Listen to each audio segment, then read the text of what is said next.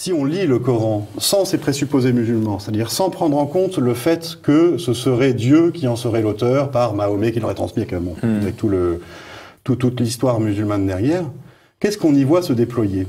On y voit une pensée qui manifestement n'est pas arabe. C'est-à-dire qu'on y voit des histoires juives, des histoires du peuple hébreu, des histoires assez fouillées. On nous parle de Pharaon, on nous parle de Moïse, on nous parle des prophètes, Jonas, Joseph par exemple. On y voit également que cette pensée juive n'est pas une pensée rabbinique. On défend par exemple dans le Coran la virginité de Marie. Et je ne crois pas que ce soit les rabbins qui se soient fait les chevaliers blancs de la virginité de Marie.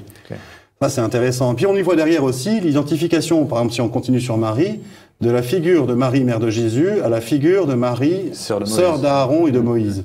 Or, cette identification, elle n'avait cours qu'au 1er siècle, 2e siècle, dans les milieux judéo-chrétiens. On peut en voir une trace dans la première aux Corinthiens de saint Paul, où il parle de... Alors, on va rentrer un petit peu dans la complexité de l'exégèse, mais c'est intéressant.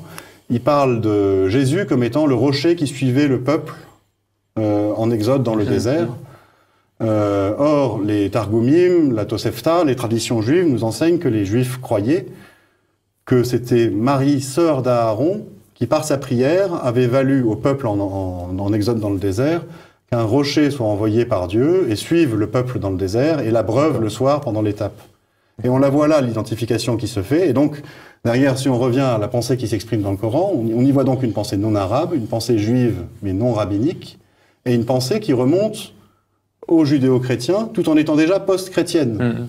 Puisque Jésus n'y est pas le Seigneur et le Sauveur, mais n'y est vu que comme un simple homme envoyé par Dieu avec une mission physique sur terre.